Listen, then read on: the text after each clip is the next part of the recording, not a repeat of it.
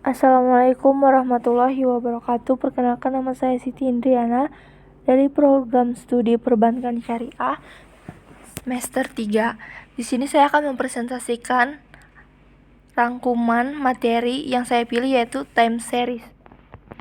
Yang pertama ada pengertian data time series. Time series adalah kumpulan kejadian-kejadian masa lalu yang dirangkum menjadi satu deret waktu sehingga menghasilkan data yang dilihat dari periode ke periode. Yang kedua adalah time series, rangkaian pengamatan terhadap peristiwa, kejadian atau variabel yang diambil dari waktu ke waktu, dicatat secara teliti menurut urutan-urutan waktu terjadinya, kemudian disusun sebagai data statistik. Jika nilai variabel atau besarnya gejala atau peristiwa dalam runtut waktu atau serangkaian waktu diberi simbol Y1, Y2, Yn, dan waktu-waktu pencatatan nilai variabel atau peristiwa diberi simbol X1, X2, Xn, maka runtut waktu dari nilai variabel Y dapat ditunjukkan oleh persamaan Y sama dengan F dalam kurung X, artinya besarnya nilai variabel Y tergantung pada waktu terjadinya peristiwa itu. Komponen time series. Yang pertama ada trend, terjadi bila mana kenaikan atau penurunan dari waktu ke waktu. Yang kedua ada variasi siklis, terjadinya bila data dipengaruhi fluktuasi dan agak lebih teratur. Pergerakan siklis yaitu pola deret waktu yang terjadi perulangan setelah periode waktu tertentu. Yang ketiga ada variasi musim, terjadi bila mana suatu deret dipengaruhi oleh faktor musiman. Gerakan musiman merupakan gerakan yang teratur, artinya naik turunnya terjadi pada waktu-waktu yang sama. Yang terakhir ada variasi yang tidak tetap atau irregular, terjadi gerakan atau variasi yang sporadis sifatnya seperti perang, bencana alam, dan lain-lain. Selanjutnya ada kegunaan data time series. Yang pertama, diketahui pola perkembangan suatu peristiwa, kejadian atau variabel, misalkan jumlah peserta KB, jumlah penduduk, jumlah penderita suatu penyakit, dan sebagainya. Yang kedua ada dapat meramalkan peristiwa yang akan terjadi di masa yang akan datang atau forecasting. Untuk melakukan forecasting bisa menggunakan data trend. Pengolahan data time series, peramalan, atau forecasting. Ada beberapa metode untuk melakukan forecasting, dan antaranya adalah metode semi-average. Metode ini dapat digunakan untuk keperluan peramalan dengan membentuk persamaan seperti analisis regresi. Metode moving average. Metode ini dilakukan dengan menghitung beberapa angka rata-rata dari suatu time series. Dengan metode ini, data asli yang naik turun dapat kita buat lebih rata. Metode least square digunakan untuk mendapatkan penafsiran koefisien regresi linear. Selanjutnya ada forecasting dengan metode least square.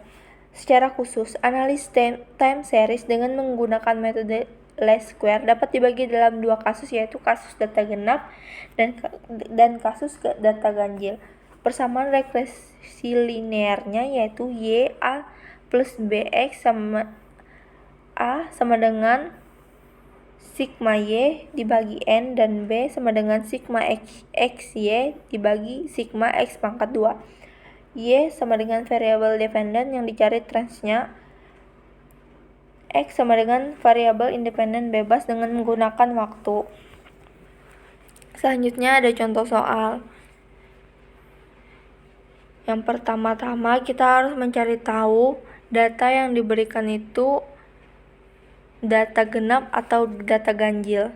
Sedangkan data yang diberikan pada contoh soal ini adalah data ganjil, yang dimana kita harus mencari titik tengah dari data tersebut, yaitu 2013. Yang pertama-tama kita mencari trend X. Trend X dimulai dari 2012, 2011, 2010, dan selanjutnya. Itu trend X-nya adalah -1, -2, -3. Untuk 2014, 2015, 2016, dan selanjutnya diberi trend X 1, 2, dan 3. Selanjutnya, untuk mencari X pangkat 2 adalah didapatkan dari trend X yang diakarkan.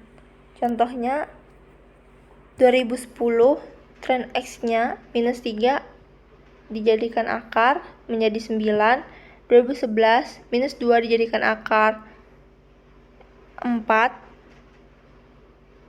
2012 minus 1 dijadikan akar jadi 1, dan selanjutnya.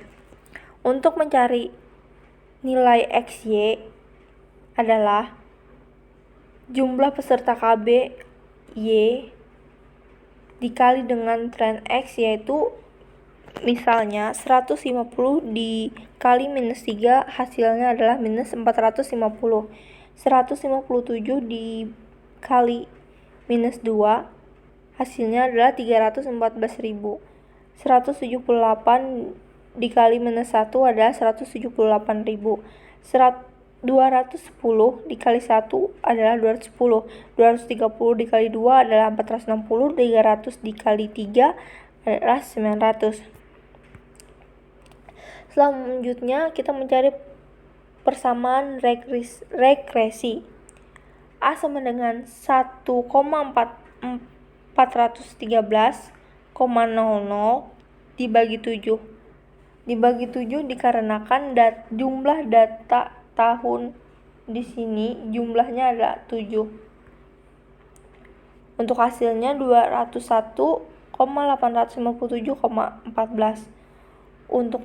Untuk yang B 628,000 didapatkan dari jumlah XY dikali 28 dari jumlah X pangkat 2. Y dengan hasil Y 201,857,14 ditambah 22,428,57. Selanjutnya kita mencari X. Prediksi. Kita memprediksi di tahun 2017 yang dimana Y sama dengan 201,857,14 ditambah 22,428,57 dikali 4. Kenapa dikali 4? Dikarenakan tren X di tahun 2016 adalah 3.